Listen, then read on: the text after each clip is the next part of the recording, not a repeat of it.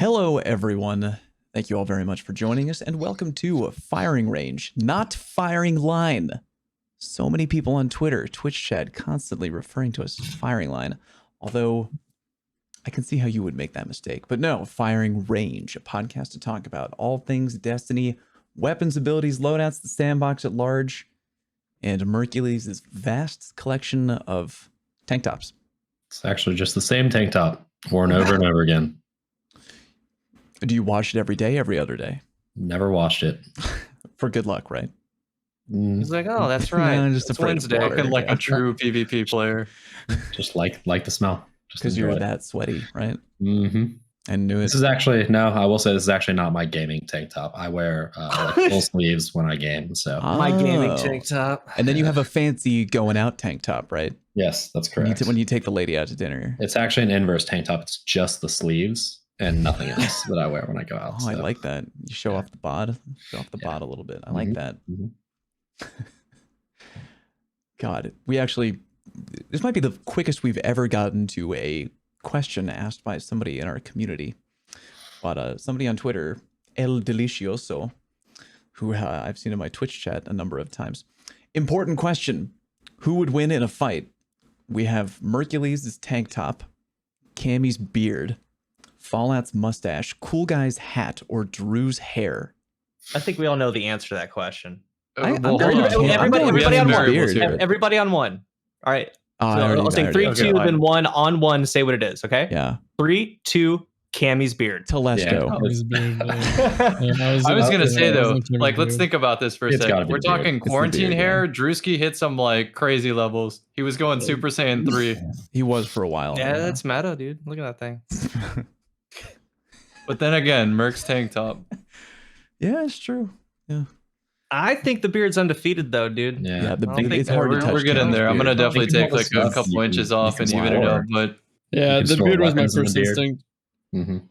It's so funny. I one time had I swear to God, this is a video game podcast if you're listening at home. But one time I had a guy come into chat. He's like, Fallout, why don't you grow a beard like Cammy's? Like, let me tell you a little bit about something called genetics.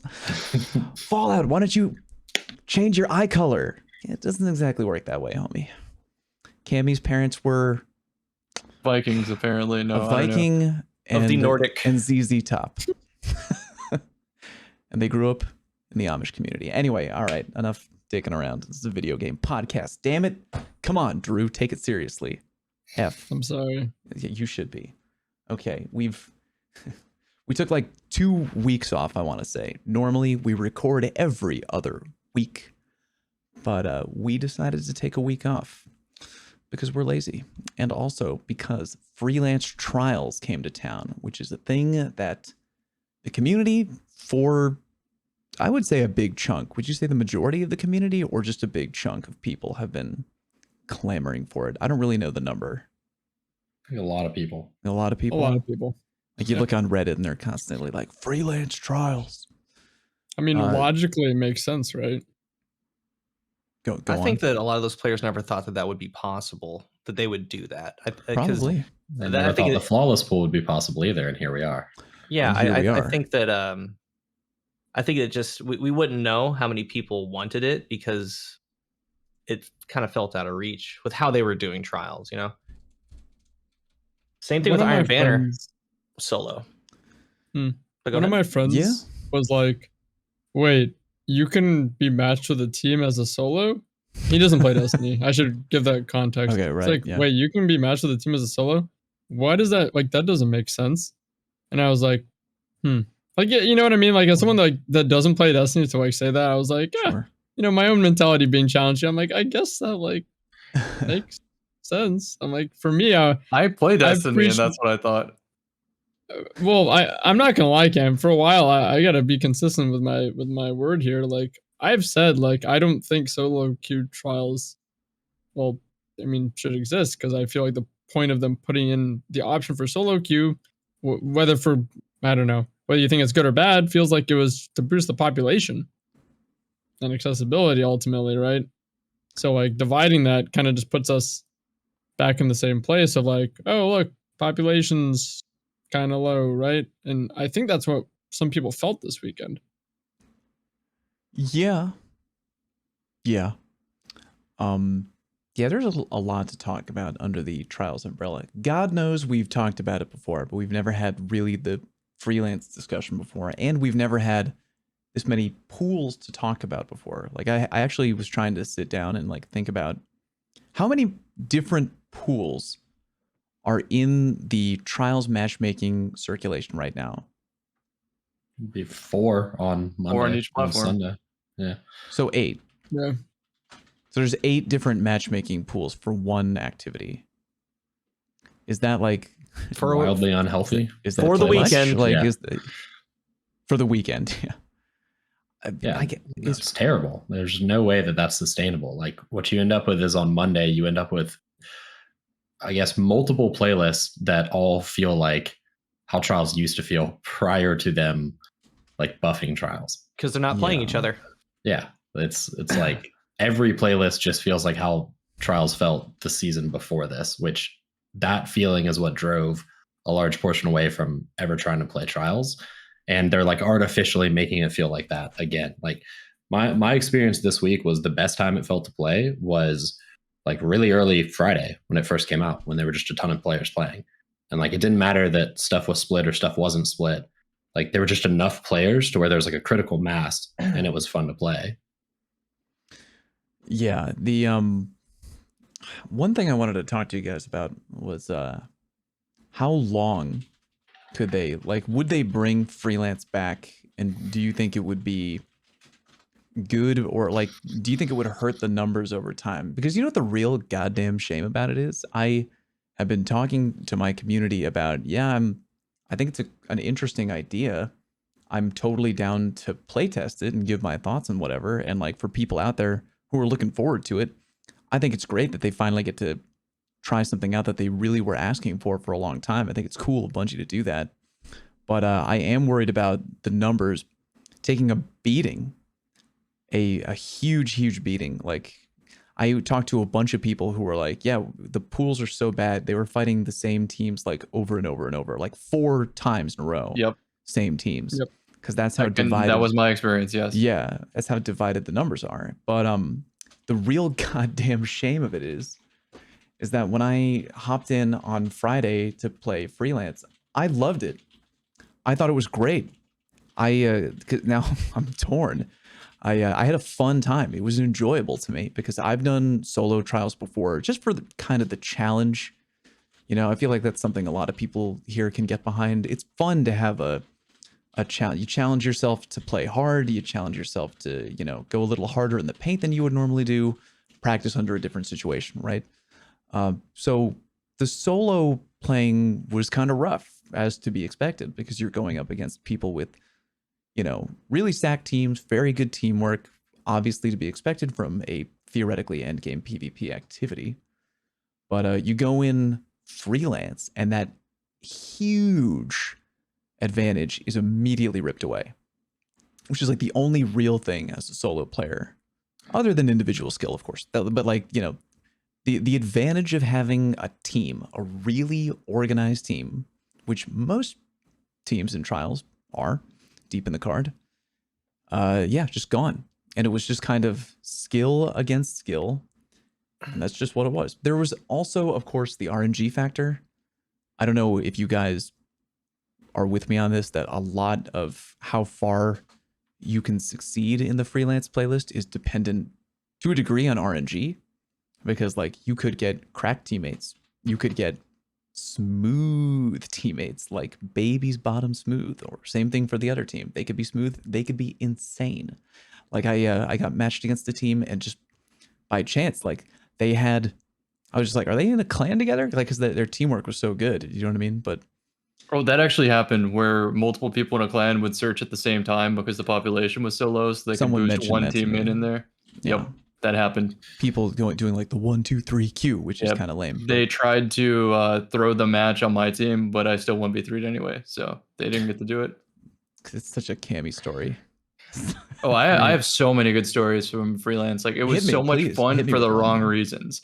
Like connection got really bad. I waited for salty Splatoon hours before I searched, and so I searched like Asian countries all the time.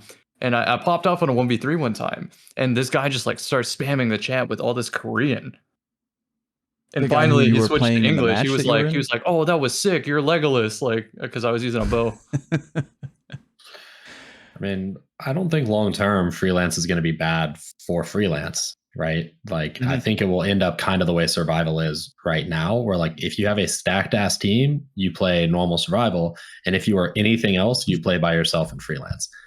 Because what eventually ends up happening is like they're, 3-mans may make up 50% of the population in trials, but good 3-mans are not the majority. Like good 3-mans are a minority. So if you're a bad 3-man and all the solos are gone, like you're going to get steamrolled. You have no fodder to beat. So if you're a bad 3-man, your better option is to just split up and play solo and Freelance.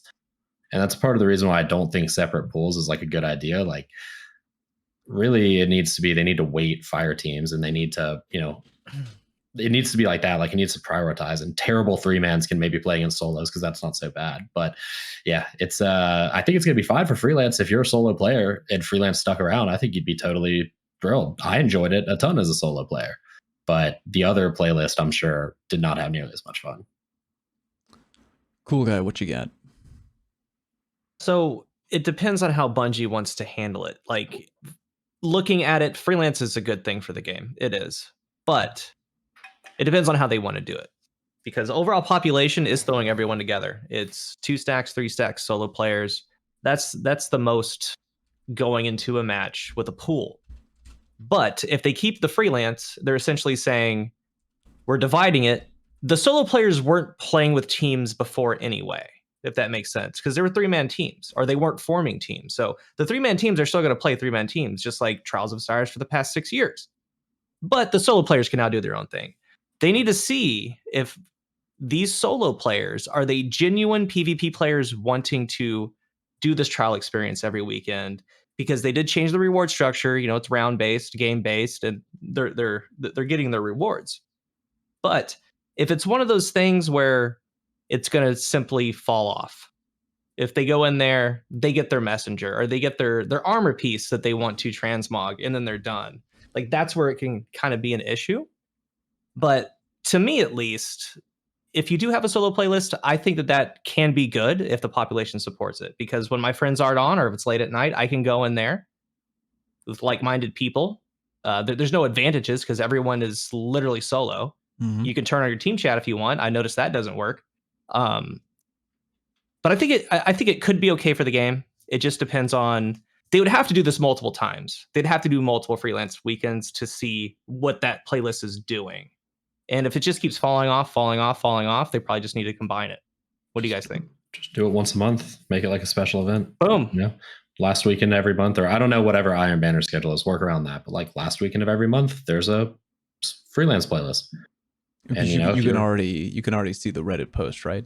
Dude, should I be like devil's advocate Reddit guy? Yeah, do it, because it's the best way to figure out downsides. Why would you agree with that point? I'm a single dad who works 100 hours a week. And what if I have to work on the weekend, that one time of the month where the Freelance thing is an option? I don't want to go up against triple Drewski stacks all weekend. It's crap. I want to go into Freelance. And you're limiting my Freelance time, Merc, with your lack of sleep and judgment. The alternative is you don't have a Freelance at all. So what would you prefer? Having an opportunity to get Freelance once a month, or never have Freelance, right? Because I think that there's a very close to 0% chance that they bring Freelance in every single week. Yeah. Because it's not sustainable. You're right. It's not. It's not. The idea is good though. And I do like the once a month deal. That can work for the people that can play. And you know what?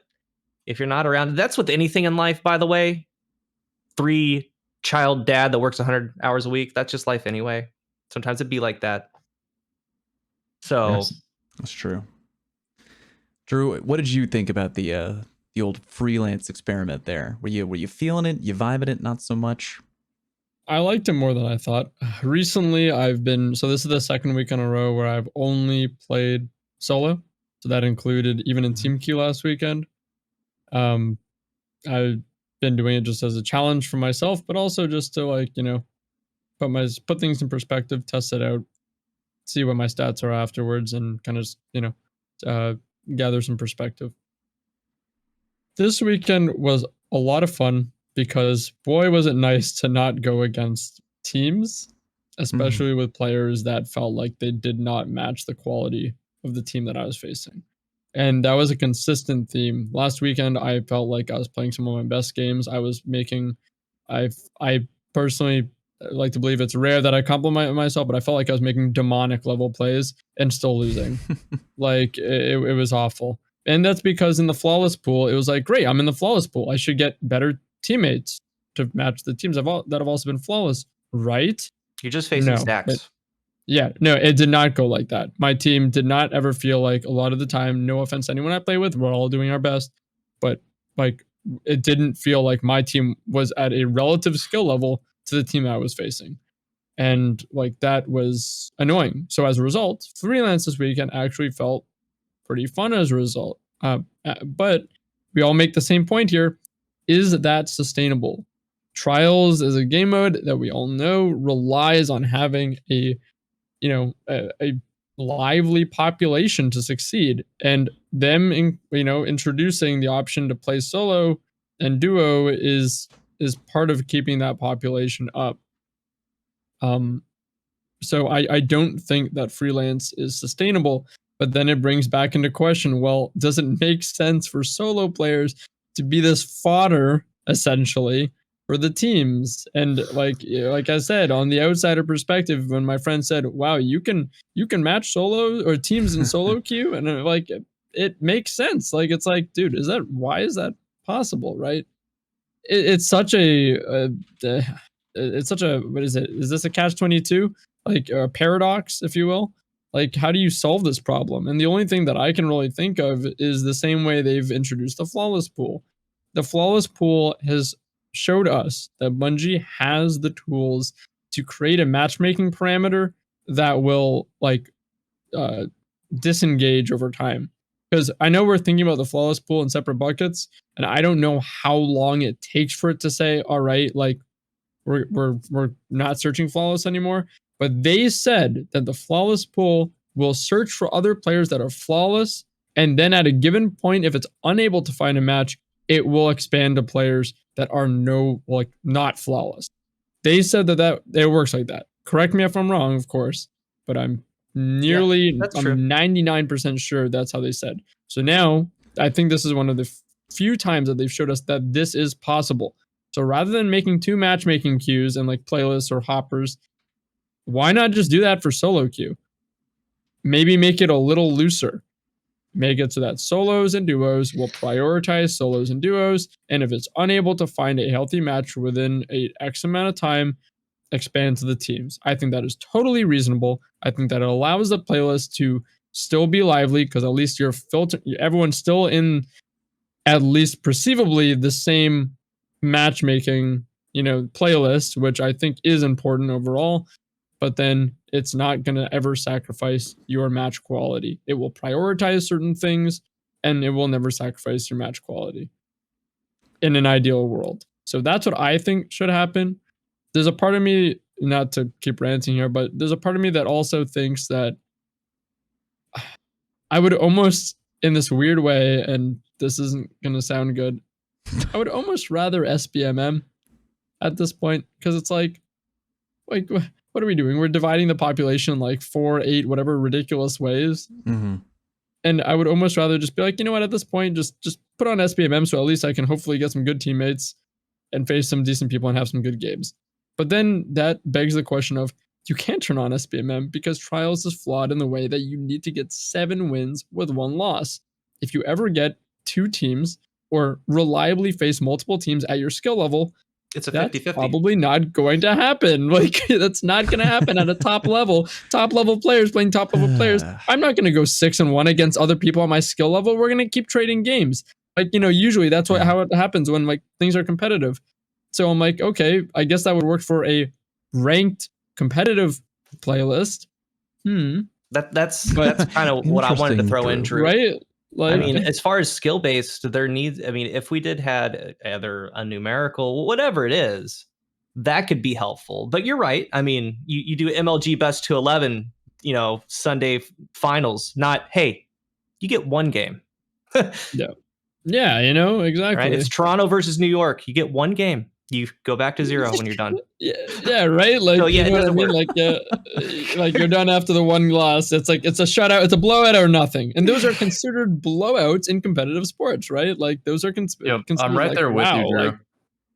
Like, so it's so flawed. It's like what is the answer here? It goes against Trials as a game mode systematically how it works, but it doesn't make sense at the same time. I really don't know what the answer to this one is, other than they'll like maybe prioritize and then loosen up over time. But I don't know. I'm at a loss. The answer is a way more complicated matchmaking system than they've ever showed willing to put into Destiny. Like Destiny's matchmaking systems have, for the most part, oscillated between full strict skill-based matchmaking and literally zero skill-based matchmaking, or loose connection-based matchmaking. Yeah. And like one pool or the other pool. Like the matchmaking that we have gotten has never been an incredibly nuanced matchmaking system, which is a problem because that's pretty much what we're asking for when we're saying like, hey, I would like it to prioritize matching me versus like fire team size. Or if you could weight fire team so that if I'm a solo player, I don't play a super stacked 3-man, but I don't mind playing a 3-man of just like, average Joes who are just playing with their buddies. That's not the worst thing ever, right? Like I don't need to be isolated away from every single fire team in the game. But at the same time, I don't want to be loaded into a game where I literally have a 0% chance of winning and I'm just waiting for them to destroy us for 5 rounds, because that's what drives people out of the playlist. But what that requires is some type of weighting system and some type of nuance. And I think the one time we had that was at some point competitive had fire team weighting enabled, to where fire teams were weighted to where if they did match solos, they were playing better solos or something like that. And that was like a brief blip on the radar. And that's the closest we've ever gotten to anything that was like that. And every other thing has been survival, freelance, Iron Banner, freelance, trials, freelance. Like, I know that they say the flawless pool at some point in time stop searching for flawless players, but I've never seen that in how many weeks has it been now? 5 weeks, 6 weeks that we've played? 5, I think. I've never seen that, despite the fact that sometimes I'll sit there for minutes at a time waiting for a game. So I don't know how long it takes before it flips that switch off, but it's not close enough to where I even consider it a functionality at this point. Yeah, and there's a lot of questions, and we talked about it weeks ago, and it still goes up. I mean, we had freelance that helps alleviate it, but there was a time, hey, I can't help you go flawless, dude. I'm already in the flawless pool. You don't want any part of that right now. Yeah, that's a really bad feeling. That's probably one of the worst feelings. Still a thing. It's pretty bad. It's still a thing, but now it's you have to go play freelance, and then still you can't play with your fire team. Well, there's a different type of thing. It's like I was playing freelance this whole weekend, and I was flawless, so I kept playing freelance. And my buddies were like, number one, have you gone flawless? And if I'd say yes, they'd be like, I'm trying to bounce out. Or number two, like, do you have another person so we can make a 3-stack? No, I don't. It's just me right now. It's like, I don't really want to go as a 2-stack in the fire team playlist. So it's like, now you've given me 2 ways to isolate myself from the people that I would normally play with. And how many times has Bungie said that this is supposed to be a social game? Like they want to encourage you to play with your friends. And the flawless pool and the freelance pool both discourage that. And that's why I don't think it's sustainable, even if eventually everyone shifts into the freelance playlist. And that's the only option there is, right? You can either be freelance or a stack. And those are your only 2 choices. Like, that's not what Bungie wants for this game, I don't think. That's never been what they've expressed that they want. The third thing, and I want to bring it up again, would be a new card, dude. A new card for the flawless players that does something. I don't care what it does. Double rewards, and it gives you a fucking emblem with a giant dick on it. It says like, hell my penis is huge. Maybe guaranteed ascendant shard, guaranteed whatever on this, and this. Just something different that has good rewards. That's like, you know what? I want to keep playing in this pool because me and my team can hit that, right? Because otherwise, you're playing the same cards with the same mercy, going against people that may or may not be flawless. I mean, as you said, Mark, most of the time they are like 99.9. It doesn't really expand out.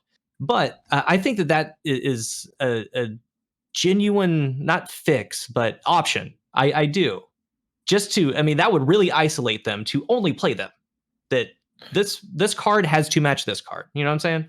Yeah, call it a prestige card, right? And there's a special little tracker that you get. Like there's armor ornaments and there's a little tracker and it shows all your prestige flawless stats, right? How many times you went flawless on a prestige card, how many win streaks you had on a prestige card. All those dudes who wants to compare, stats and farming and shit like that, like give them something better to do. Nobody's going to be impressed with your 2.3 KD in trials if it's not in the prestige, playlist, right? So give them something like that. Like give these people who just win every single game or win 95% of their games, give them something to do. So they're not farming, daddy 100-hour work week with 6 kids when he gets his 10 minutes to play a round of flawless and just gets 5-0. Right. I think he gained like 2 or 3 more kids since the last time we mentioned him, but he keeps getting more. He's a busy guy, but busy, but he's virile. So yeah, almost too potent, that guy. Yeah. It's turning into a very odd monkey paw situation, right? I feel like every time Reddit or whoever, the vocal whoever, trying to get more stuff into the game, because I to be fair, I see their point. You know what I mean? Like I was really happy with the original trial system, like the D1 original trial system. Thought it was great. Don't think it needed to be tweaked too much, but of course, some people out there are like, hey, I'm a solo player. And it's like, yeah, I don't know if that's what Trials was built to accommodate, but I feel your pain, and like I'm happy that you're getting this time to tinker around with Bungie's wacky little experimentation. I think that's good, but like I feel like we're going so deep into this experimentation pool, and every time we keep, it's like, F it, add like 12 more pools, we'll figure it out, like something for everybody. But yeah, I want everybody to be happy. I don't know if Freelance is sustainable for the long term, because like I feel like the longer it's around, I was just thinking to myself, like, I'm just gonna keep playing this. Like I would rather just keep the other playlist that isn't Freelance. Right. It would be fine. Exactly. It would be. Freelance goes like this, and regular team trials goes like this. And yeah, I mean, I don't know. I often think of going back to the Drewski point, which I should get like put on a plaque, where he's just like, I just don't care anymore. Like whatever is the best for the game, that's what it is. I don't care what the answer is. Just do whatever you got to do. I want the numbers to be strong for the game type, for the game. Just do whatever you do. It's sort of where I fall, but yeah. What up, Drew? I agree, man. I was just gonna go back to that. Like so I can express how I feel from my perspective and even my frustrations. Like I was saying, like in last weekend with solo queue in the flawless pool, and kind of like didn't meet my expectations.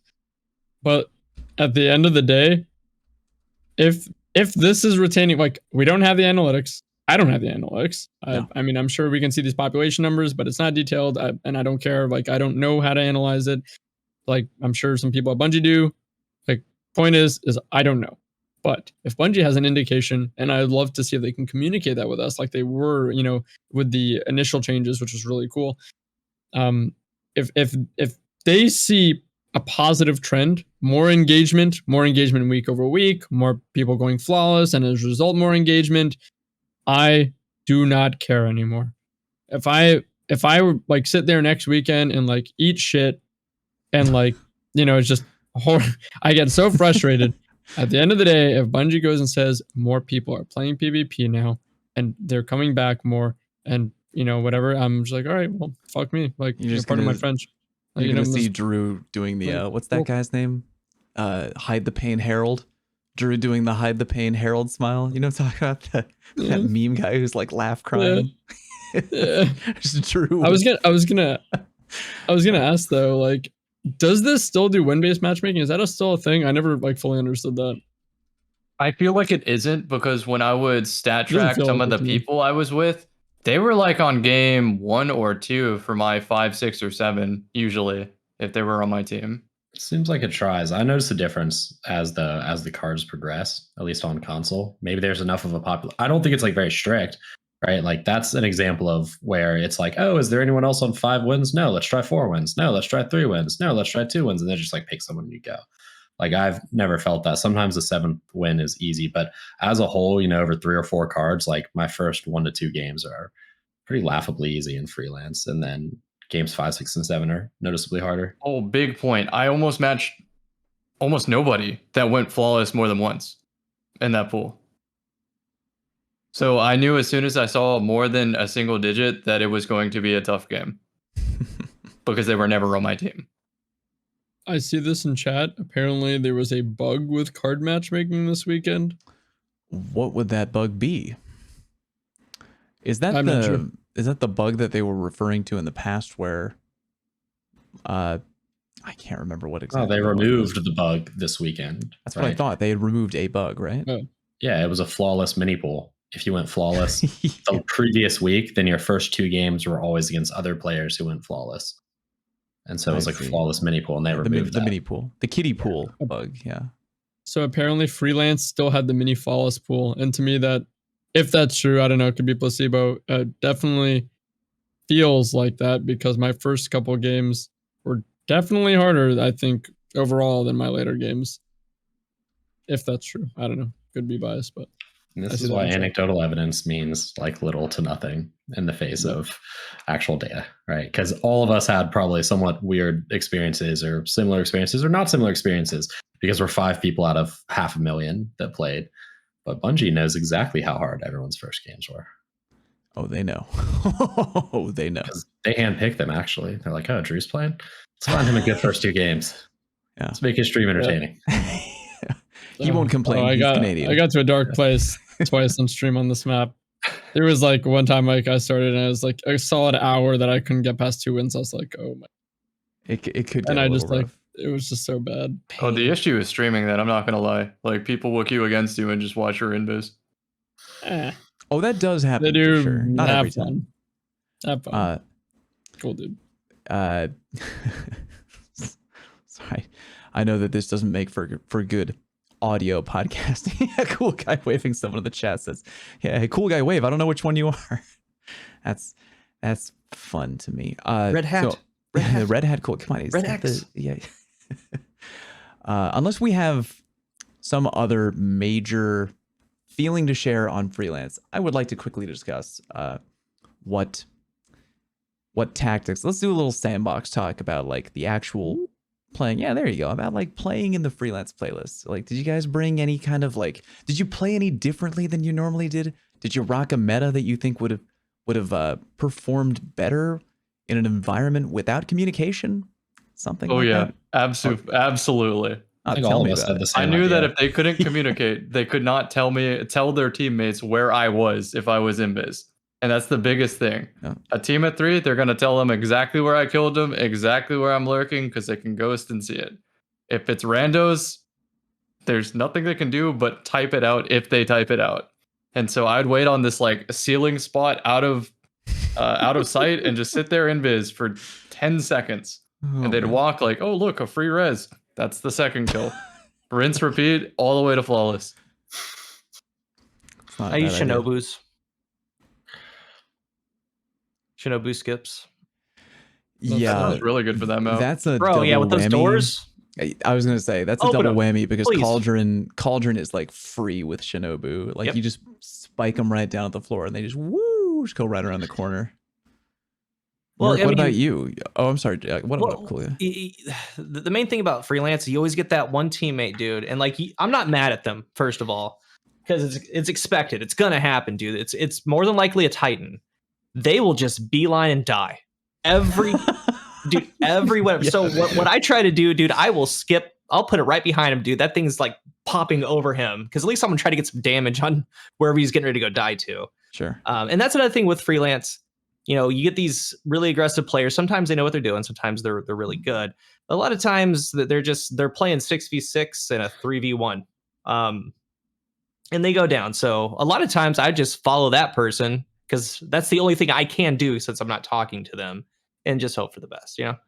But Mark, what about you? Because I know you're usually rocking a very odd team combo, and now they've removed that from your hand, your deck, as it were. Well, I still think LeMonarch is a really good gun, even without the empowering buffs. I mean, I was using it for months prior to that, but I swapped off of Shadow Dive, actually. What just happened? Oh, timeout. He's rolling his eyes. in slow motion. He broke. Give me one. Oh God. He said he's off happened? Shatter Dive and just they unplugged him after Shatter Dive. Shatter Dive. My audio was just like, no, fuck that. He can't. I just dropped off of Shatter Dive because I thought, like Cammy said, the invis was just going to be really nasty with nobody being able to communicate. And it was the easiest flawless card of my entire life. Like in Freelance, not in the flawless pool, there was just, you could flank and you'd come up on A spawn and all three of them would just be looking in the door. And it was just like free real estate. So Cloud Strike. Yeah, it was pretty fun. I got into the flawless pool and I stopped playing because I had to go to another wedding this weekend, which is ridiculous. But I came back on Monday and I played a little bit more in the flawless pool. And it still worked pretty well up until about 5 wins. And then kids started understanding what I was doing and it made it a lot harder. So I didn't have the advanced shots like Cammy did. So I bailed back to Shatter Dive at that point and then, had a better time. But it was fun, actually. I'm like preemptively, I know that Shatter Dive is probably going to get nerfed a little bit. And so I'm like preemptively dipping my toes in the Night Stalker water because that's where I'm going to drop back to as soon as Shatter Dive gets nerfed in preparation for the Void changes. So, I'm doing it slowly but surely. I took Oathkeepers off for the first time in a long time too. That was really? Graviton forfeit all the way, man. Don't you feel free without those? Don't you feel free without those? No. And I know what you said about how nice it is to not have them, but the reason I use Oathkeepers is not for the perfect draw, which I can hit on my own. It's because it turns the Monarch into a sniper, not a linear fusion rifle, right? Like the way you can use it is more similar to a sniper. And I'm a lot more comfortable with that based on the way I play, because I can open an engagement with the shot without necessarily having to time it, So it was different. I had to play a different style. I think in the end against good players, if I had had a lot more practice, I maybe would have been able to pull it off. But,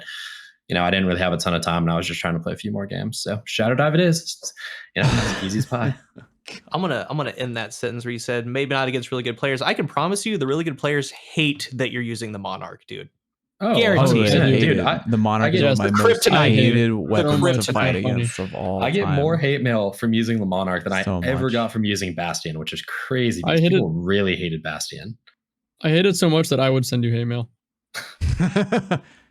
Well, only if I knew it was Merc. I'm like, oh, it's Merc? Okay, here comes the hate mail. Yeah. Not a stranger. I mean, it is what it is, dude. It's a really good gun. I don't know what powerful. It is. It very does strong. all the things that stop like hyper aggressive, heavy push play, which is the way a lot of really good players like to do things. And the Monarch stops all that, kind of like right in its tracks. And I love it. Did you see? I took your build. And I did see that. You made it. Yeah, you told people not to watch the video, but I don't think that worked. I don't think it worked. I told them not to watch it, but they still watched it, man. What the F? It doesn't matter, man. Nobody's going to do it because nobody wants to be the sacrificial lamb who has to run like the empowering build. And that's what keeps people from doing it. That's a good point. It's funny. I actually really enjoyed being the guy because I did it with a couple of buddies and they were finding it quite challenging to be that warlock who has to give up.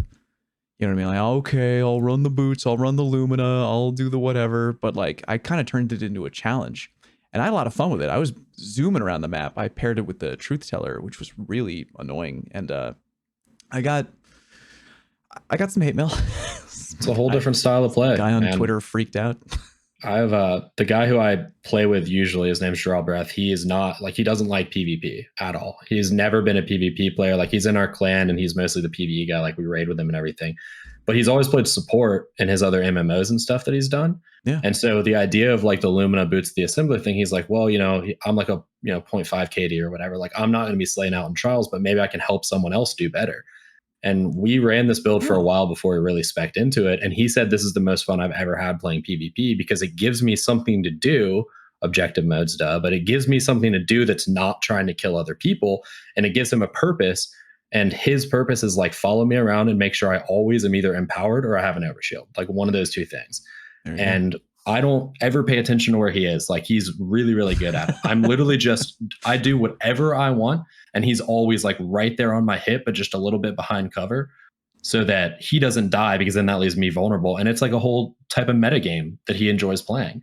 But I think it's pretty rare that you find someone who enjoys doing that. Most of the time people are like grousing and griping like, oh, I don't want to be the support. I want to get kills. Yeah. Dude, nobody wants to be Pippin, you want to be Jordan, right? That's why people don't run the build, It's like, but yeah, I did have fun trolling people with that. So thank you for that ridiculous build recommendation, Mark. You're welcome. But for the freelance trials, I took a different strategy. I probably should have been a bit more tactical about it, like Cammy was, but I just decided that I was going to go full steam and I guess take advantage of the lack of communication a different way. So if y'all are playing PvP with homies, right, and you get killed by somebody with a chaperone, what do you tell the people on your team? He's got Roadborne. There you go. So like, I was kind of hoping that, you know, because sometimes I fly in and I don't really pay attention to the enemy loadout. I'm like, yeah, whatever. I'm like on Twitter or whatever. So like, I hope that they see the shotgun kill in the feed, but they don't necessarily know right away that it's Chaperone's Roadborne. I just went Top Tree Dawnblade, Chaperone Shira, which I know some people will be like, lol, no range, but I mean, dude, Shira is kind of like 28. It's Cauldron. It has doors. 28, 30 exactly. meters, man. I ran double SMG a couple times, man. That's kind of savage. But yeah, I did SMG shotgun and I just flew through and just slapped people around, and it was very enjoyable.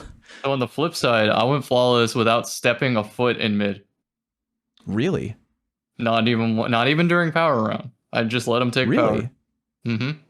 So I had a problem. I needed to find a way to get like sniper effectiveness, but without the glint. Because if I had the bright red flashlight, it gives away the spots. So it was Ariana, Lemonarch, or Wolftone. So I chose Wolftone and Ager. So that way, whenever I got a super, I could start winning rounds with 1/4 of my super instead of the whole damn thing. And it just kept popping off. So it worked. Man, you should have made a video. It took me the entire. This is the hardest build I have ever had to pilot in Destiny, ever. Period. It's just so much to think about with it, with all the things you can do with bottom tree tether, but using Ager Scepter as your pseudo super instead of your tether. And I could have done all that weird stuff like swapping around, but I really wanted to spec into the double primary style of play. And the biggest problem with that trace rifle is it takes flinch worse than a scout rifle. Huh. So if you get shot by an ace, you're already at the ceiling and your TTK is worse. Yeah. Oh man, that ace, king of flinch. But Chaperone is definitely the best weapon for that map. I don't think there's a better one. Yeah, it was incredibly. I mean, Chaperone is already a ridiculously strong weapon, but yeah, on that map it was like extreme because there's no communication on the mic. People are just running from room to room. Couple of flank opportunities, but yeah, once you get that initial kill, it's like Roadborne activate, and everybody just lays down. Sometimes the door opens and a skip goes through. I mean, you never know what's going to happen. This is true. The best way I can like convey the Ager's strength is like imagine running around with a Teraba that is already spun up and ready to go just off the start of the match. No damage, no nothing. You can just go in biz and use Teraba. That's how it is. And cool guy, I finally was like, you know what? I've been saying I'm gonna do it. I'm gonna do it. I whipped out the Hubble telescope. Oh yeah, it's good, isn't it? The Iron Banner sniper. What is the occluded finality? Occluded finality, yeah. And I have the cool guy roll, which is like the Iron Reach. Yeah, the max range roll. Yeah. And I used one with max range and one with, not max range, and I felt the difference, man. It was like, it was sticking, buddy. It's ridiculous. It was sticking, man. People were like, "Why are you using that?" And then I would like, pow. Then I would just look in their general direction and they would die. Exactly. So, and then I was like, "This is like, I can kind of get used to this." She slept on. The zoom is kind of wonky, like the scope is kind of weird, but I was kind of feeling it. So, yeah. Are there any dark horse weapons like that you guys have stumbled on recently? Other than that sniper rifle, no. Okay. Like I used Twilight Oath this weekend.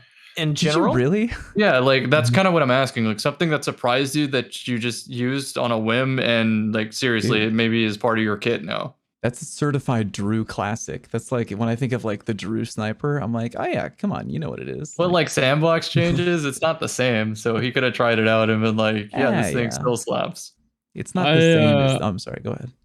I have an elemental capacitor roll that like I prefer to snipe on Void now, but like with Arc, it makes it max handling. and opening shot, and that's still not as fast as snapshot. And like, God, I want a snapshot roll so badly. I would do nearly anything for it at this point. I have not gotten a single snapshot roll, but anyways, I took it out this weekend, and like, man, it felt good. Like opening shot with a Twilight Oath was like, yeah, it's like I was feeling some sort of way. It felt good. I felt competent with it and confident with it.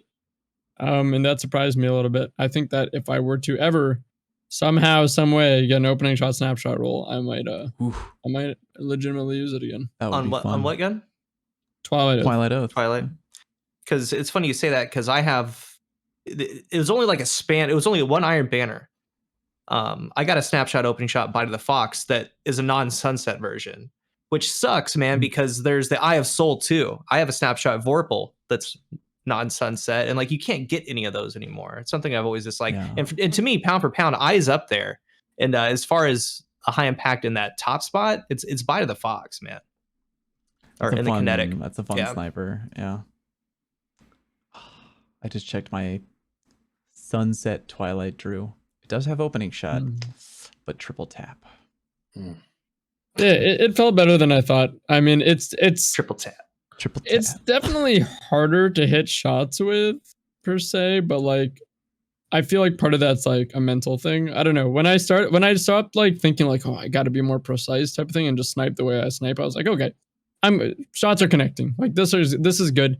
The only thing that I felt was like you got to use it within like aggressive hand cannon range, or like maybe a little further out, which is fine because I like to really aggressively snipe, and I mean, to me, it's the energy sniper that I want to use. I don't like Adored. I think that sniper's like painfully mediocre.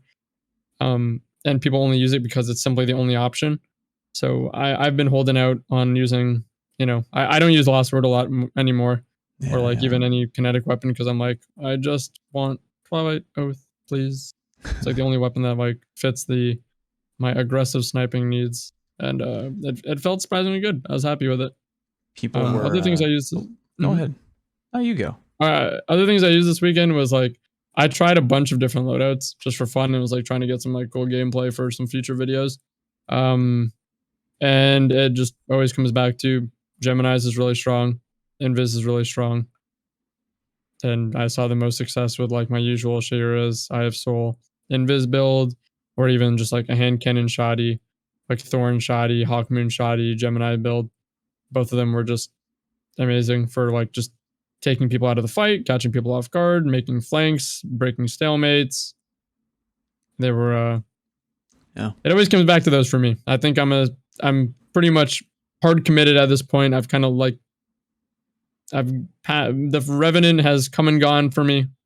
I'm back to the year one combo of top tree Arcstrider Gemini, or just a fad. Just a fad. I was actually explaining to people that I was like, well, it was really funny. I saw Drew.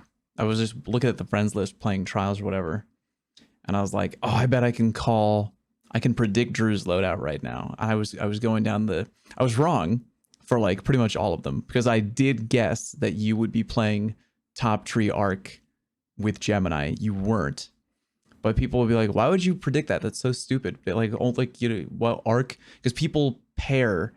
Like if you're wearing the Gemini, there's like some unwritten law that you have to be avoid. Yeah, Night Stalker. Bizarre, by the way. Yeah, that one doesn't make any sense. I'm like, watch Drew. He uses it really well. Like it's cracked, man. Dude, I was using it again today, and like I was just sitting there, like I'm streaming, like, dude, I'm mind blown at how good this loadout is. There was times where like I'll just like chain like the Gemini's like 3 times in a row, and I'm like, what does this look like on the opposing team? Where combination blow flashing over, yeah. Dude, top tree Strider, dude. Over and over and over and over again with someone teleporting everywhere annoyingly. Like it's have you tried it with the cowl yet?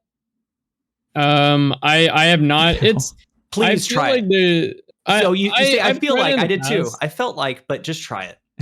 I think in 6s it'll be good. I think in 6s it is good. It presents like a similar feeling to like the top tree Night Stalker, which like again I either play top tree Night Stalker Graviton and then like top tree Arcstrider Gemini, or like top tree Arcstrider is kind of just like my blanket pick for pairing with whatever exotic. So those are my 2 mains.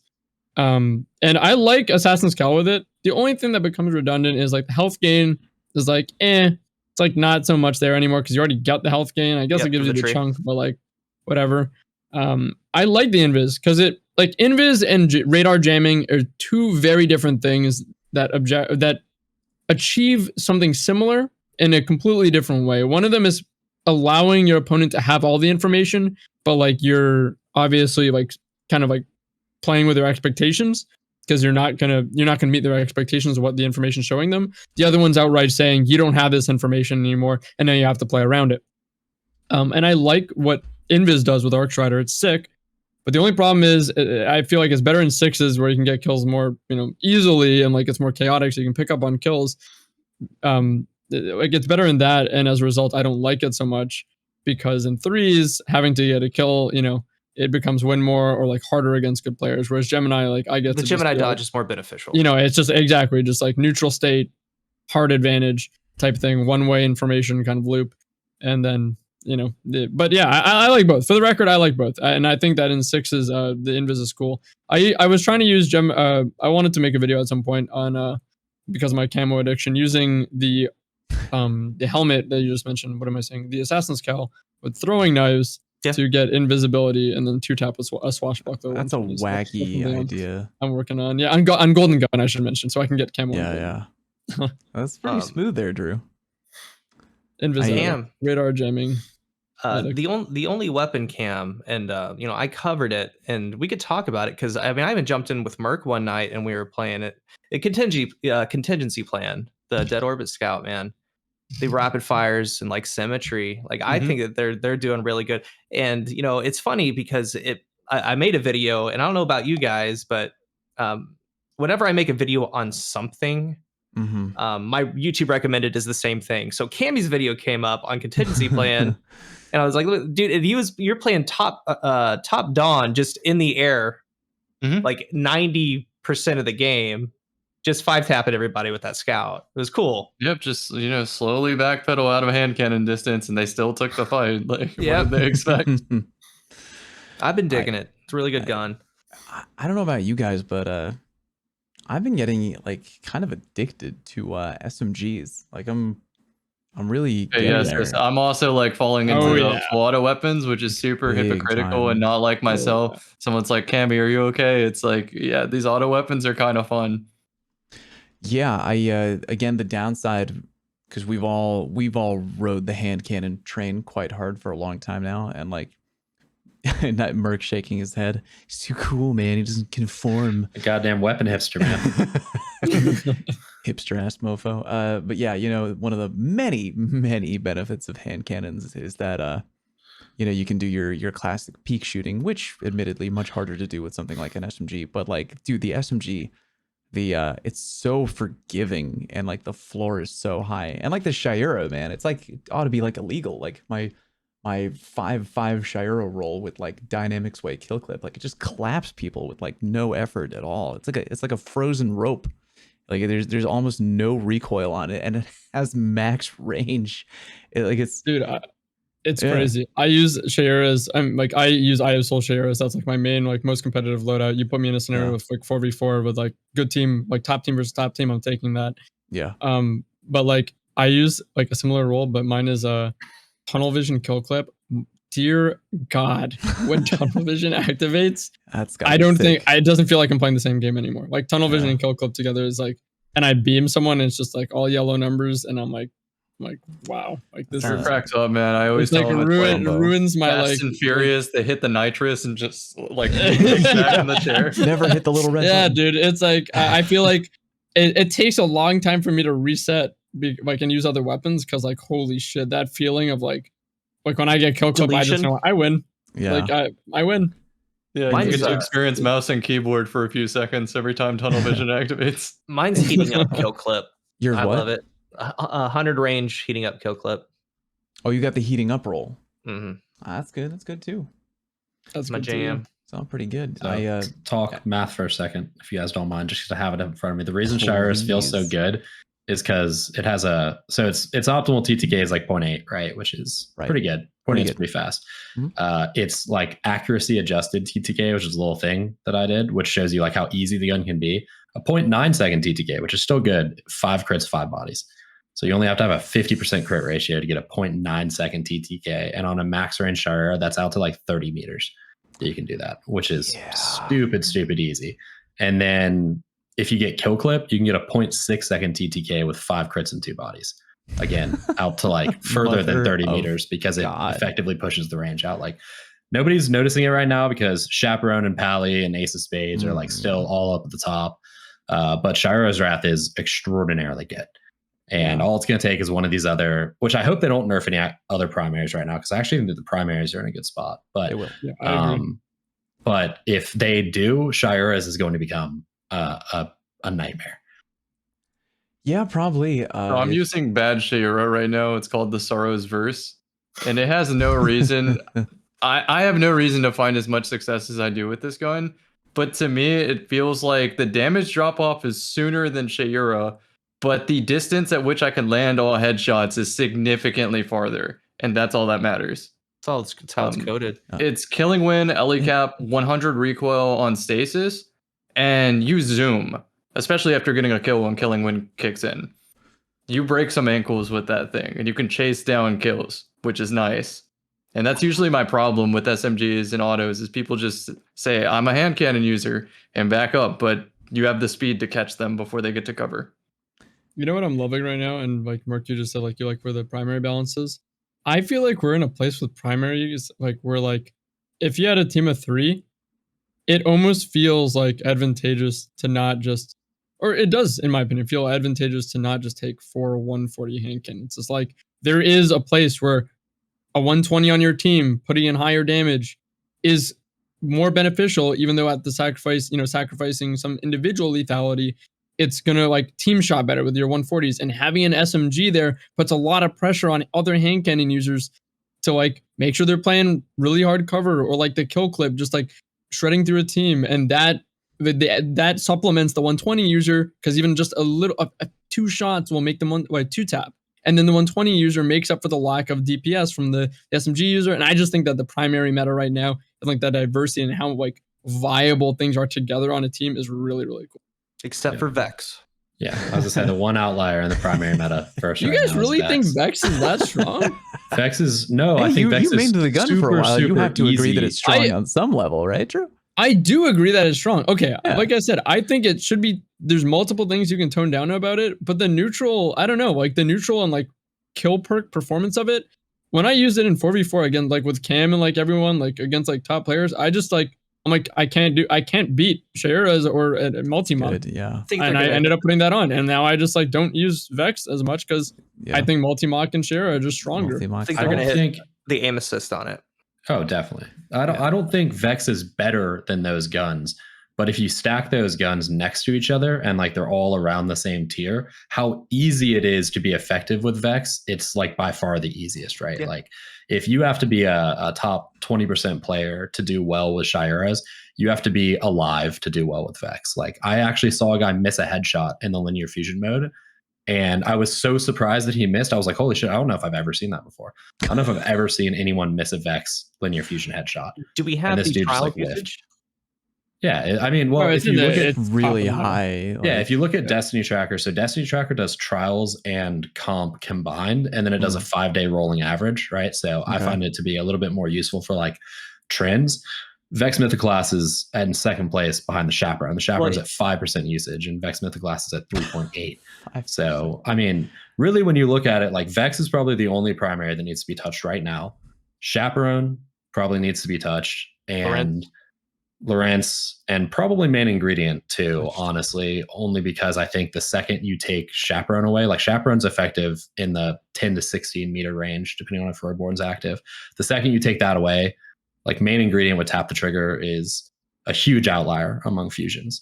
So, and I know it's blasphemy coming from me because I use fusions probably more than anyone else here, but like, I think if you touch those 3 things, and main ingredient is a little bit of a preemptive touch, or those 4, I guess, Chaperone, Vex, Lawrence, main ingredient, like it's going to be pretty good. And then Le Monarch's going to get nerfed, of course, because I love it. Everything I love gets nerfed. But Merc.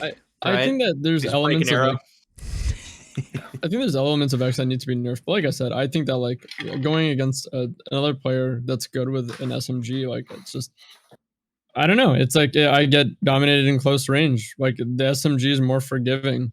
Sure, Vex might be more versatile in mid range, great. But then when you're going against players that know how to play cover well with a hand cannon, it's like you don't have a home. It's like your close range is going to get dominated against a good SMG user. If they got a hand cannon user on their team, you're not going to be doing great at mid range. You'll do all right. I think the gun excels in 6s more than anything, which makes perfect sense. But I don't know. Like I said, I think that it does need to be toned down a bit. I think that the linear fusion mode should take more kills. I think the range should be toned down a bit. I think it should be like I think the RCM more of a mid-range option. Here's a fun way to go back. Yeah. 100%. I don't like. I've said this before. Is that really going to make a difference? Like that big of a difference? It does. I kind of like the RPM increase. It does. It makes a difference, man. Like every tick counts in this game. It does make a difference. You'll trade more often. But if you want a fun like stat, like you look at if you compare usage to kills, it's not the best indicator of whether something's overperforming or underperforming because there are a lot of reasons why. Nobody bad could be using a gun, and then the gun's always going to overperform in the usage to kills comparison. But it is a fun indicator to look at, right? So Chaperone. 5.15% usage, 5.4% kills, right? That's not too crazy. Palindrome, 3.83% usage, 3.94% kills. Fellwinter's 3.66% usage, 3.33% kills. Vex Mythoclast, 3.84% usage, 4.62% kills. A wider gap I don't think can be found in the entire top 100. Like it is, and it's not just being used by good players. It's being used by players of all skill levels. It is massively overperforming for the type of weapon that it's supposed to be. Like you put a average player with Vex Mythoclast in their hands, there is no better primary weapon for an average player to be using that will immediately elevate their effectiveness in game. Damn, Merc. Telling you, man, look at the stats, bro. I mean, I can't disagree with that. I just think that like again, the weapon deserves a nerf. Like I definitely think it deserves a nerf on like multiple categories. Linear fusion mode, range, like aim assist at range, whatever, you know what I mean? Like there's a bunch of things you can do. Like hell, even take the damage perk down to 10% stacking. I don't know. There's a billion things you can do to it. And I definitely think it needs to be that toned down a half step for sure. I don't see it as nearly as problematic as weapons that we've seen in the past. And to me, I just think that like, yes, I can do well with it. Yes, I would choose it. Depending on like the map or scenario, if it's like a little longer range, like Bannerfall, I use it quite a bit. But I definitely don't see it as like I don't know, like better than my SMG. It's not like the not forgotten meta. What do you consider the most broken primary that there's ever been then? Hardlight? Ooh, good question. That's a great question. I got the easy answer for you, DMT. Oh, pre-nerf DMT. Was So on PC. I think I'm right there with pre-nerf you. DMT It's so good on M&K. Yeah, Baby. M&K DMT pre-nerf I think is up. Like, we were doing a very Destiny fun countdown, weapon to right? use on M&K. For like most overpowered weapon in relative meta, it's for me it's going to be D1 Thorn if we're talking primaries, or DMT. Cammy, I'm actually working on a video, probably for next month, of what was the if Bungie, if you're listening to this episode, I'm sorry. What was the worst PvP meta we've ever been in, like loadout wise, or I guess or class wise, like Uriel's Mida. That's definitely not a popular one. one. That's a popular one. Uriel's Mida. Is this just D2? No, we could do D1 as well. I mean, we could. I'd like to focus on D2. A lot of people have commented the mountaintop meta, which I think is probably Mountaintop Recluse was meta was really bad. It was really bad because Shatter Dive right now is bad, but only one subclass of Hunter can achieve Shatter Dive. Yeah, you go in sometimes and you're like, oh, a 3-stack of Revenant Hunters in Trials. That can't happen. But like in Mountaintop Recluse meta, anybody. Are we talking about the worst, Recluse. like the worst to use or the worst to? The most, it made you want to pull your hair out. You're like, why am I playing PvP? That'd be the Recluse. Yeah, Mountaintop. Recluse Mountaintop was pretty bad. I was just thinking it's like D1 had more offenders. I was just thinking about like full all around game. It was metas. for me. It'd be Mida Uriels. D1 was bookended by a pair of just like super shitty metas. Like the original meta where Suros Regime and Vex Mythoclast, like Suros Regime was hitting it like 50 meters. So good, dude. Full damage. Oh my god, like, it was great. Bro, you would go in a match and it would just be that fucking paintball sound, just like over and over and over again. And then it was bookended by the Wormwood meta, the Wormwood fusion grenade meta at the end. Dude, I've participated in every awful meta, and it's just like loved it. It's funny, like Then people, it's so funny when people are like, "What are you gonna do when this gets nerfed?" Like, I don't know. Probably move on to the next broken thing. Scories was bad. Yeah, Scory, Ramlock, Stormcaller, but then before that you had Ramlock Self-Res. No, dude, no, it is Juggernaut Titan. That is the worst one. To me. Oh, Juggernaut Titan was pretty bad too. With the bubble, it was Antaeus Words before Antaeus Words existed. Man, what about Revoker was pretty bad. OP sniper meta was Icebreaker was so unfortunate. Or the temporary body shot meta where you could the final round. Final round meta. That was really bad. Yeah, I'm in D2 sniper meta though, like the Revoker, Beloved, that like really I mean, I think Flamido fell out of fashion. It just Sniper wasn't for me. It was Beloved. Oh man, Revoker, Beloved. Even as a sniper, I hated every single second of what that produced in the game. It's like everyone was a sniper. It's so crazy that even right now they could touch a couple things and the game would play completely different. So, when that's why I'm so happy when they do recognize and touch things. Me too. Kind of move things around because hey, it could be a lot worse or it could be a lot better. Oh, sorry. When we were talking about trials earlier, it's kind of funny that we're having this conversation, dude, because we have gone years without them even doing anything to PvP. So it's nice that, we're talking about, should Freelance stay around? Well, I'm thinking like while we're having this conversation, I'm like, well, it's nice that we're even getting this option to even talk about it, because it's for so long, they haven't done anything. So it's good. Just keep moving on. You mentioned the bookend. I just remember so many games of endgame D1 trials was just like it all boiled down to warlocks with double fusion grenades from around corners. It was just so brutal. I hated how much so brutal. So also trivia question, out of the top 100, what do you think the gun is that has the second biggest differential of usage to kills out of the top 100? When you say usage to kills, so usage is 1% and kills are 2%. So 1% of usage, but 2% of kills. What do you think the gun is with the second biggest one? Is it a popular gun? It's pretty popular, yeah. I don't know. Monarch? It's a special weapon. No, it's actually not. The Monarch's only the Monarch's it's pretty small. It's like 10%. Special weapon. I don't know. Main ingredient. Oh, main ingredient. Main ingredient. Main ingredient. I thought you're gonna say Witherhoard and break my heart. No. All of those ones. So all of the kind of meme-ish ones like Witherhoard, Jotun, Lawrence Driver, Le Monarch, they're all about the same. They're all 1.5% usage, 1.7% kills. So they're overperforming, but they're also put in the hands of people who are good with them. So kind of that's why they overperform. But no, main ingredient is 2.98% usage, 3.6% kills, which is a huge gap comparatively. So main ingredient is also overperforming. Yeah. Or one specific role that everybody had access to. Yeah, the tap the trigger roll. It's pretty much just tap the trigger, which is the reason why we haven't seen that on any fusions in forever. Broken perk on that. I get people coming to chat who are mad at me because that one weekend when Zer sold it, I went really ham. I was like, you don't understand. I've literally been waiting years for this role. You don't know what this means to me. I went really, really hard on it. Twitter. When Zer sells the Vorpal Fusion, or there's a lobby that can host that, not Vorpal Fusion, Vorpal SMG might be the escape velocity.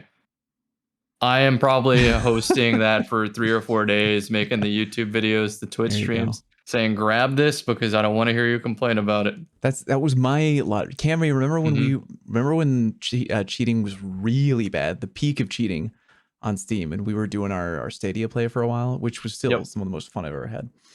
And we fought that one guy who had that cracked main ingredient role, and we were we wished that we could have a role like that. Remember he was it was on what was that map, Burnout or whatever? He was cross mapping, and we were like, that's really unfair because he's a cracked role and you can't get that gun anymore. And fusions just perform better in the Stadia meta, so we're over here salivating we could be using that right now. We were literally drooling, and it's maybe one day we'll get a cracked role on that one if they bring it back. And that's why when I saw Zer that one weekend, I was like, oh, I freaked out. It's we can finally compete with that fucking guy.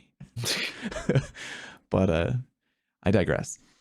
Let's do some very quick community questions. And we actually already banged out quite a few related to Freelance, which was our kind of primary topic of the evening. What do we got here? One from Raging George. Roundtable favorite and most hated sunset weapon. Mountaintop. Provoker, most hated. Over Mountaintop, Provoker. Yes. Maybe even Recluse, dude. Recluse was raw, dude. Recluse was raw. OG Master of I Arms. was gonna say, Mercury's talked about what was, my opinion, the most like OP weapon. I think Recluse was the strongest primary weapon. It probably was, yeah. I'm not sure I hate it though. So I want to say my most hated. So it's most hated sunset weapon. Most hated sunset weapon. I'm going Mountaintop. I know that's a cliche answer, but it was awful. I want to say Mountaintop, but because it's cliche, I'm going to say Beloved. How dare you? I hate That's that fair. one. What about most favorite sunset weapon? I'm going to go Bygones. Yeah. That's a good one. No. Arentil. I liked Trust too, man. I Arantil. like Trust. Cam, That's do a you want fun to answer little this one for 180. me? For Not you. forgotten. For Yeah. Drew. Oh, the Not Forgotten. Forgotten. Yeah, of Not course. Forgotten is This actually going to Drew's be my least yeah. favorite. That's my most hated sunset weapon for sure. Really? Just Yeah, because it was I- everywhere? That was my It's least up favorite there for meta me to too. play against.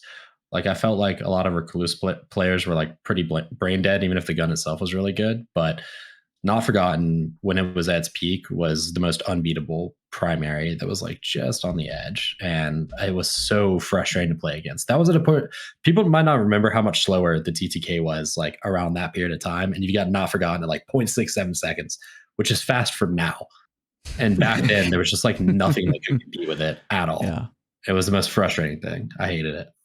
But yeah, the Arantil. Arantil was main ingredient before the main ingredient. Yeah. Arantil was the OG cross map, like mapping fusion rifle. That you could put like a telescope on it. I didn't even use that role, and that's what upset me so much when it finally got nerfed. Is like I wasn't using backup plan, I wasn't using firmly planted, I wasn't using any of that stuff. And I was just enjoying the gun in its intended range. And it still got nerfed and made it worse. I was using it responsibly. I was. Some guy puts out a video of him killing someone at 65 meters in a primary in a custom match, and the whole world melts down over something that happens once every million games. Most frustrating. Come on, Man, that's you really could funny, consistently though. get 40-meter kills with firmly planted in the Maybe on PC, the firmly planted rangefinder or whatever. You can get so not deep. on Xbox. Not on Xbox. That wasn't happening. Go watch that video again. Go watch that video again, Mert. I think there's no place in the Crucible for that. I'm sorry. So many haters. Nobody No likes. place in the Crucible for that. Nobody likes the fusion. Okay, I'm gonna go with the Tatara Gaze Kill Clip Edition. Oh, interesting. Okay. Sounded so So cool. many It stupid is. plays that had no business working because that gun could body shot That was off of pretty- the rift. It's pretty funny. Here's an interesting one. I don't even know if we're going to be able to pull this one off. From Sasquatch on Twitter. Describe your fellow panel members in Destiny 2 gun names. That's a hard one. I have to like. There's not a TikTok. I've, There uh, was something, dude. I've I'm not had good a- at this. The much easier version of that is describe. Hold on, I'm recording a live podcast right now. Okay. Can't believe I just say that. Yeah, I've had the much easier version of describe your member with a Destiny 2 gun name, which is shockingly easy to do, by the way.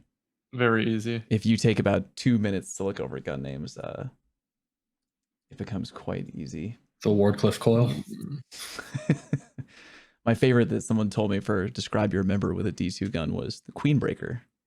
That's That's a good one too. That's a good one, right? Yeah. Still be the Monarch, I think. Merc is okay. I like Merc Cold Heart. Merc is Cold Heart because he's ruthless, bro. Cammy has no time to explain, but Cammy always has time to explain. Cammy loves to explain things. I was gonna say I'm gonna give Cammy Might a multi-tool. Because he like fills, he's all about filling any role and doing absolute anything. Like he's just the most versatile player I know. Fallout's the messenger. That one's good. There's got to be more. We'll think of more over time. That's a hard question. I figured. Hold on. What's that one like power weapon that's ice stasis? The Glacio? No. I'm trying to think of a cool guy pun. You talking about Salvation's Grip? Yeah. Yeah, that doesn't sound good when you put it that way, though. When Cool Guy has Cloud Strike on, he could technically be considered legally a Thunderlord. He could be, maybe. Dude, all right, I'm gonna get Fallout Acreus. I love that like gun, dude. Extended range on the shotguns. I've actually stopped using Cloud Strike, man. Really? It's a shame. Just because the starting of seasons, man. I can't tell how many times I've hit a one-eyed mask that has the shield up, and I'm not enough power to down him. Like that is so infuriating to me in this game, man. Like there have been so many times where I don't have the power level. That it's already kind of tough in the sense that as the meta shift, this is a rapid fire frame sniper. You only get 2 shots and you don't transfer your rounds to the next round. So it can't even double body. So like I've just been kind of slowly getting away from it. Now it's really fun in 6s, but I'm not doing the things I was doing with it before. It's not ready for the spotlight anymore, I feel you. Here's a really good one to maybe end on. Final question from Am Bearded.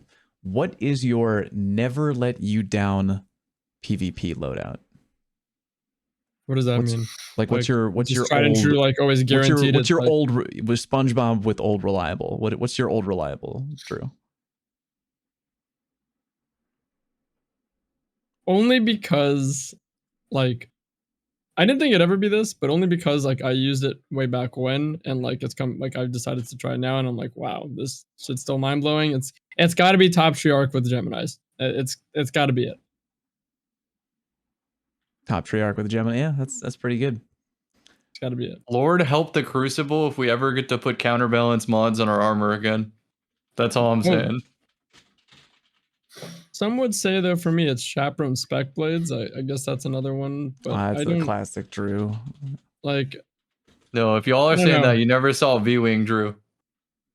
That was top Treyarch Strider, Cam. That was top that's what I'm saying, man. Gemini on the armor. Or change the gun. But it was Shinobi's before Gemini came out. Imagine 100 recoil on a V-Wing. Like it's a different monster.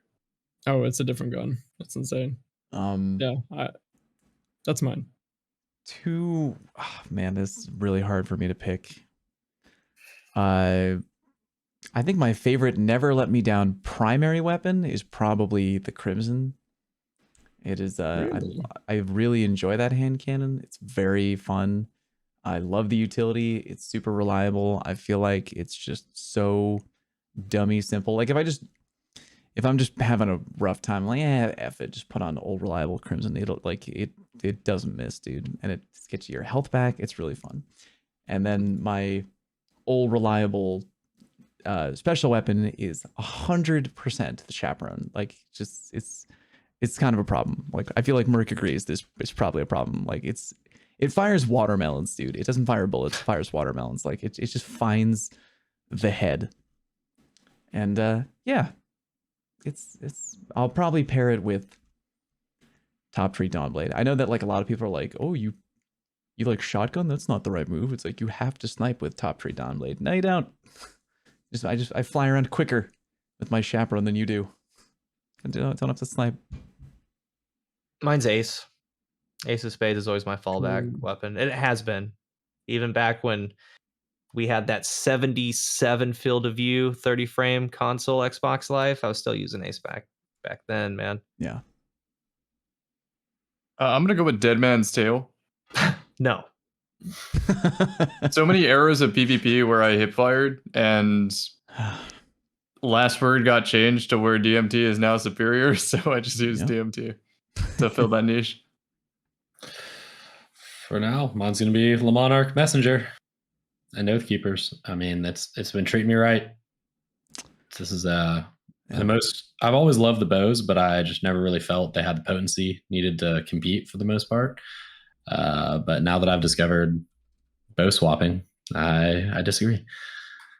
And real quick, and we can talk about it here for the viewers here. Just so everyone knows, every time I see Merc, he plays that loadout. His messenger has like 8,500 kills on its kill counter. No, I'm like just under 8,000. I'm sorry. That's more kills than I have on any gun, by the way. So I mean that's a pretty big kill counter. But I want you to talk about the role that you chose to get that many kills with and why you like it. Yeah, I've actually got a kill clip roll instead of a desperado roll. Yes, because it's moving target, correct? Yep, moving target kill clip. The key and the reason why I don't run steady hand or like a hand cannon with it is because if you body shot with the Monarch, you can body shot a burst into them with messenger and still get a kill. You don't even need a crit from either gun. And then because I don't need a crit, I can still proc kill clip. Then I can just go on a tear and I can basically continue to use messenger until my kill clip expires. But I've actually got the timing of kill clip down enough to where I can actually refresh kill clip off a kill, which you're not even supposed to be able to do, because you can, like, if you get a kill with kill clip active and then you immediately reload, it doesn't like restart the timer. But you can get a kill with kill clip active, pause for a bit, let kill clip expire, then reload, and it will give you kill clip back again. There's another way to do it that's really cool. You swap weapons after you're killed, then swap back and reload. Swap back and reload. Yeah. So I've basically gotten it down to a fine science, and then it's masterwork. So I get an orb if I get a double kill, which means I can one tap with the Monarch. And then I just like continue that vicious cycle against whoever's on the other team.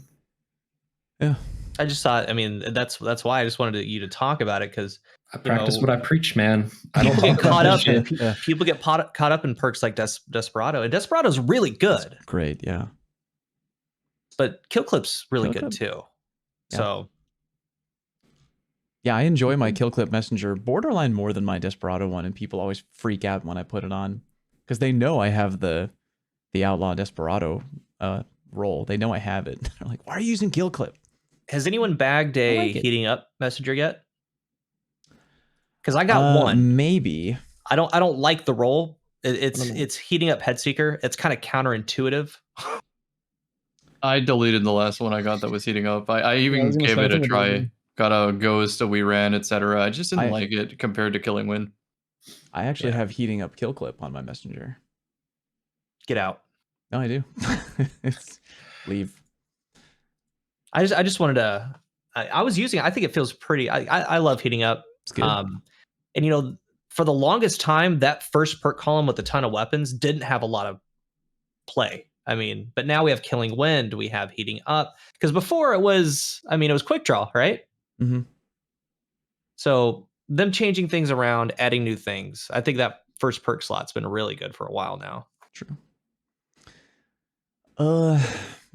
Good stuff. I have one more trivia question about the usage numbers, just because I put them into a little spreadsheet because I had to, and I want to ask this if you guys get this. So if you discount Mythic class, what do you think are the top 3 primary weapons that have the biggest difference between usage and kills? If you don't count Mythic class, top 3 primaries. Not just exotics, right? Primaries. All primaries that exist. Okay. So we're talking about low percentage of people who have the gun, high percentage of kills. Not necessarily low percentage. It could be a high percentage of people who use the gun. People who just don't want to use the gun. Yeah, no, like I'm saying, so like 1% of people use it, 2% of the kills come from this gun. I see. So despite a small number of people using it, a large number of kills, a disproportionate amount of kills come from the gun. Is Multi-Mock one of them? Nope. They're all 3 exotics. Oh, they're all 3 exotics. Wow. Mm-hmm. That changed things a lot. They're primaries. Primaries only. Crimson is number 1. Crimson is number 1. Really? Yeah, 2.1% usage, 2.5% kills. Huge gap for a primary weapon. Crimson's good, man. Mm-hmm. Thorn. All right. Nope. Ace. Ace is number 3. I was gonna say Ace. Yeah. Ace is 3.0% usage. It has to be Hawkmoon. Nope. Word. The last word. There you go. Nailed it. There is no way it's the last word. The last word's 1.78% usage, 2.12% of kills. Not a lot of people use it, but it's like it's still slaps. I'm like ashamed to admit. Yeah, like I'm ashamed to admit that like my comfort weapon loadouts is like Chaperone, Last Word Snipe, and Mida. Don't be ashamed. The 3, but I hate myself for 2 of them now. Be a little like I don't use them anymore because like when I put and like my friends will see like when I put it on, it's like damn, like just must be like upset today or something. And I'm like just. You mean to take 5, Drew? You mean do you think any of those weapons are too strong? Coffee break? Is the real question. I think that. You think last word is? I think Chaperone's too strong. I mean, that's why I use them, right? That's why they're too strong. Like, I've amassed like 50k kills on like Chaperone and like 20k on last word, and I'm like, I'm just like, not gonna make a habit of using these a lot anymore. Yeah. Last word is my number 1 used gun, so that's why I can't believe it. Because when I see it in the wild, no one's getting kills with it. Mida truly is like the comfort weapon to me, though. It's like a weapon that may not be the greatest, but every time I look at it, it's got so much going for it. It's got a lot going for it. Consistent gun. Consistent. Yeah. Consistent. Stats for everyone. Everybody gets numbers. There you go. I thought that's a good note to end right there. I like that. That both the comfort loadout and the math trivia for Merc. It's just says, what more could you want, right? We didn't even talk about. You have the opposite stat, the most kills with the least usage. Yeah, is it sweet business? No. So I have the other one, which is most used but least killed. Oh, okay, I would love to hear that number. Yeah, what is? I mean, do you want a trivia? Do you want most to trivia? It's got to be sweet business.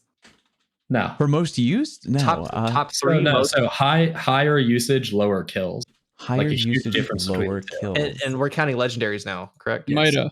We were counting legendaries before too. The exotics are just no. Well, this is out of the top 100. I don't even know if Mida's in the I don't know actually.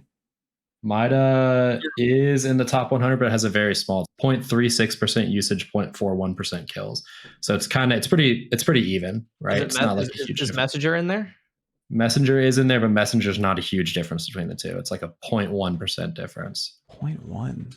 Yeah. So the biggest difference is actually Fractithist for some reason, which has 3.6% usage and 3% kills.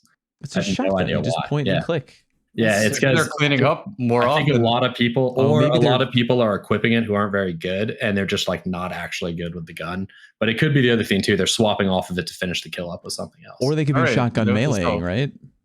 Yeah, yes. Or they could be shoot meleeing. That would make sense. Yeah. But you would think that Monarch would be something similar, and it's not. That's the homework I'm curious about now. Let's find out the best shotgun in the game through pure stats, not through shotgun testing.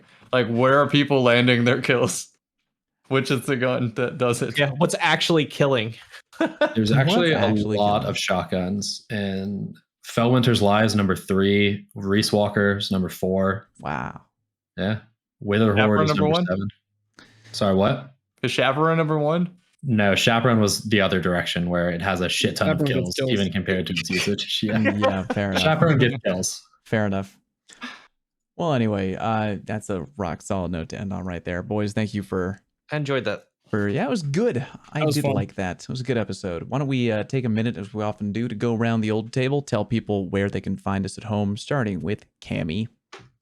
Let's go with youtube.com/CammyCakesGaming, twitch.tv/CammyCakes. Thank you. See you next time. Cool Guy, where can the people find you? It's going to be Twitter and YouTube is Cool Guy Games, and Twitch is I Am Cool Guy Games.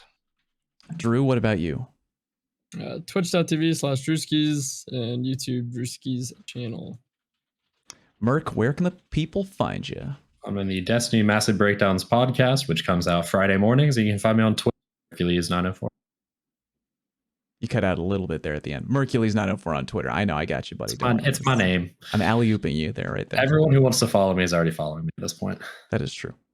No, it's not true. Come on, more people follow you. You're a charming guy, even if you don't wear sleeves. Did you see my meme today, by the way, or any number of them? Yeah, that was a good one. Yeah, it's pretty good. I made fun of people who use chaperones. So I did see that. Yeah. I'm not one of those. And I'm Fallout. You can find me on youtube.com/FalloutPlays, twitch.tv/FalloutPlays. And we really appreciate you. Tune in next time, probably 2 Wednesdays from now, for another episode of Firing Range. Take care of each other, and peace. Later.